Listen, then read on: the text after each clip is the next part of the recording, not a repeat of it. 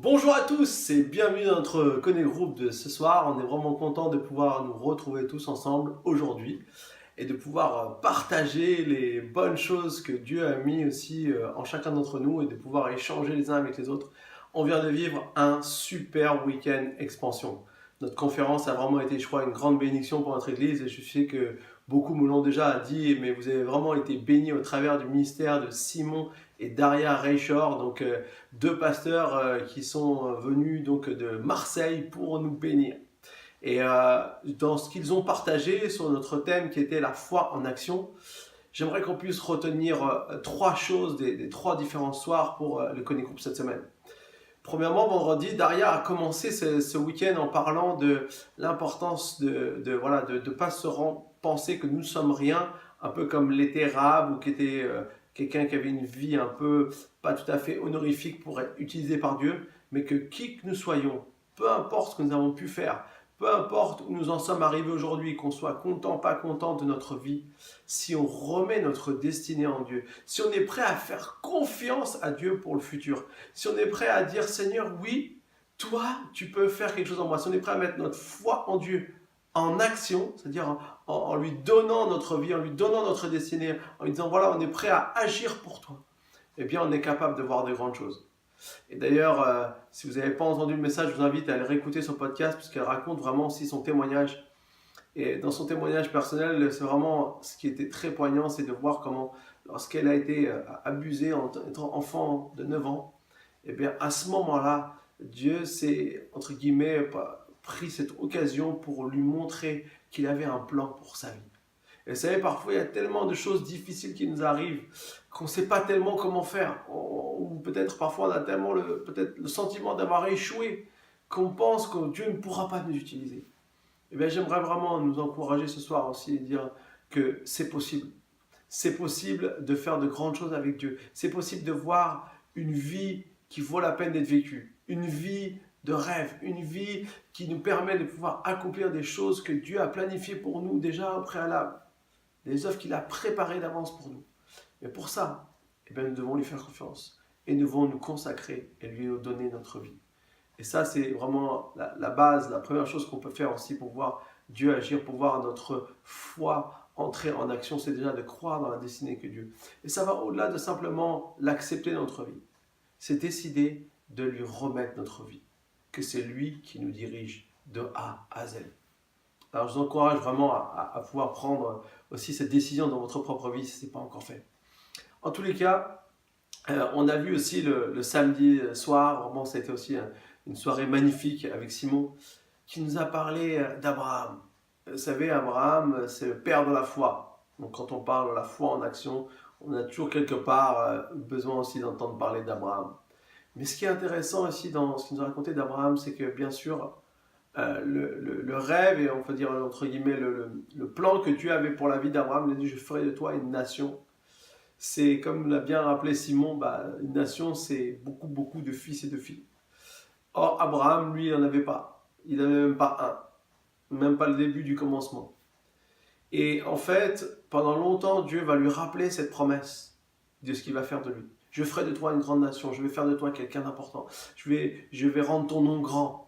C'était quelque chose d'incroyable. À l'époque, beaucoup de nations se créaient. En fait, on est dans une époque où la terre n'était pas encore remplie comme aujourd'hui. Les nations se créaient. Donc, il y avait comme une promesse sur la vie d'Abraham et sur sa descendance. Sauf qu'Abraham, pendant très longtemps, il n'a pas vu quoi que ce soit.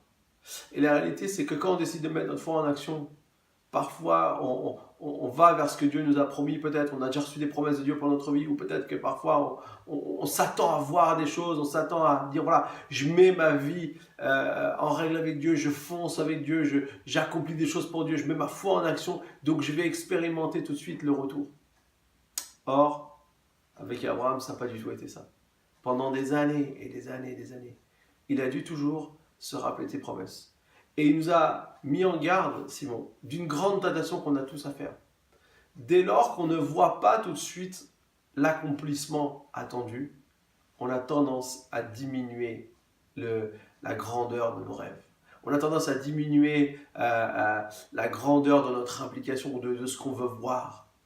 il a fait ça de manière humoristique un peu avec nous et j'ai trouvé ça très intéressant de voir, ouais, parfois on prie pour quelqu'un quand on est célibataire, on prie pour voilà, ce beau jeune homme ou cette belle jeune fille et puis on a tout un tas de critères. Et puis dès lors qu'on ça devient compliqué de voir ce beau jeune, cette jeune femme arriver dans notre vie, alors comme on est pressé, on est prêt à descendre les critères.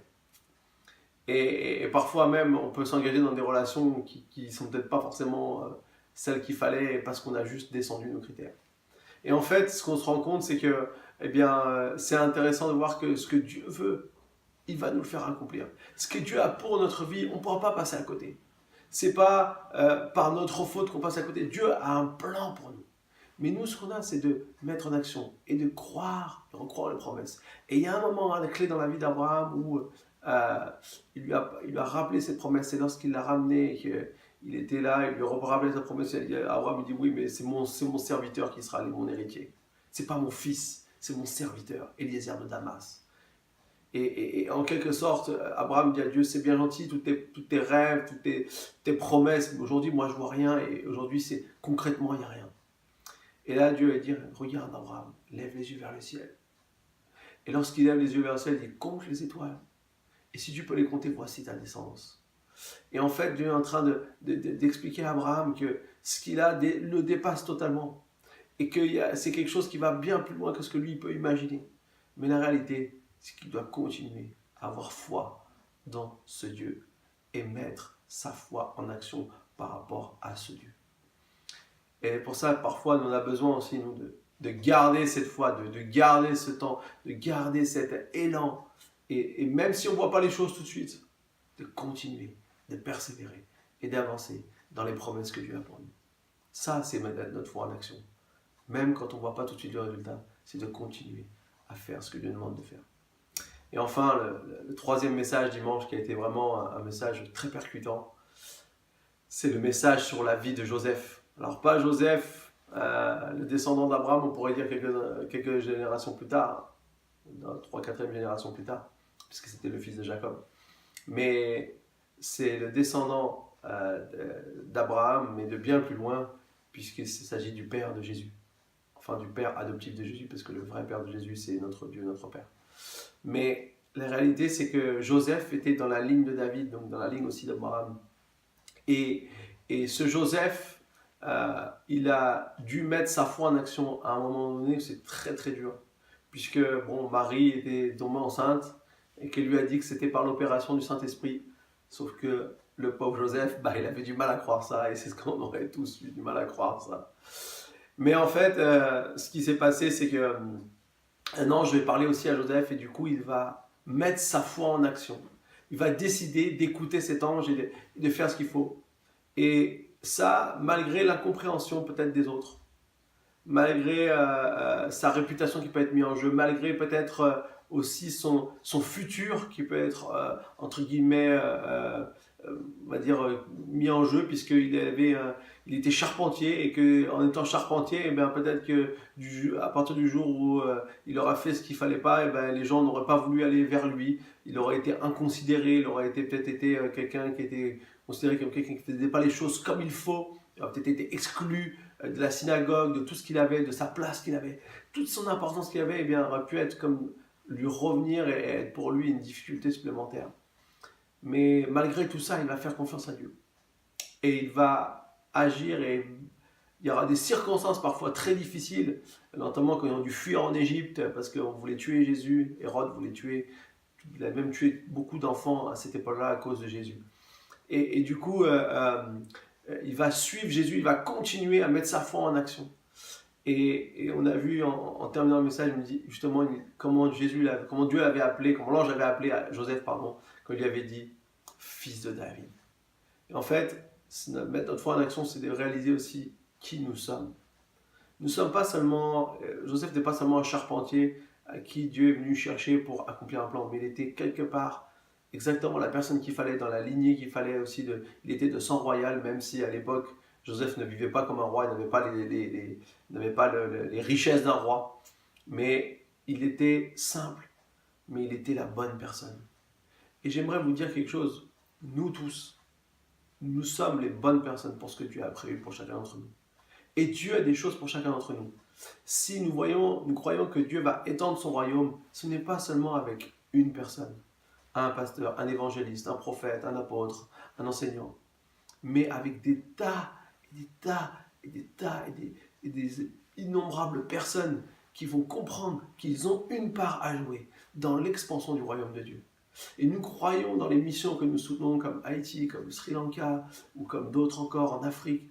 Nous croyons que Dieu nous utilise, nous, comme faisant partie des partenaires du projet de Dieu. Et c'est pour ça que nous mettons notre foi en action. Mais non seulement nous la mettons pour les pays aux alentours, mais nous croyons aussi dans ce que Dieu nous a demandé de faire ici, a choisi le roi. De croire que Dieu a un but, un rêve pour notre communauté.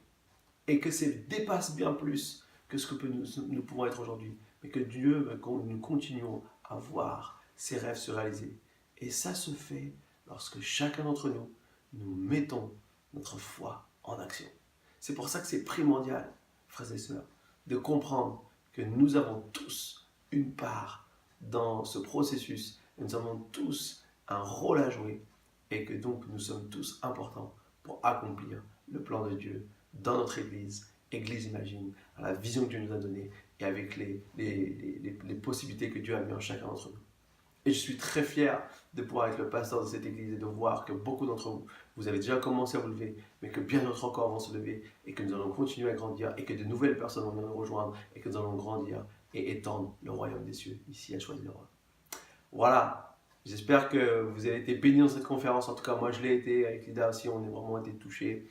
Et j'espère que nous pourrons continuer aussi à grandir dans les choses que Dieu a prévues pour chacun d'entre nous et que Dieu puisse nous aider. Amen, on va prier maintenant. Seigneur Jésus, merci parce que sans toi, on ne peut rien faire.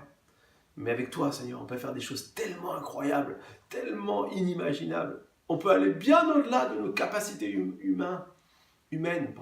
Et que, Seigneur, nous te demandons, Seigneur, que tu puisses nous aider dans chaque chose, dans chaque situation, dans le quotidien, Seigneur, à pouvoir accomplir ce que tu veux pour chacun d'entre nous.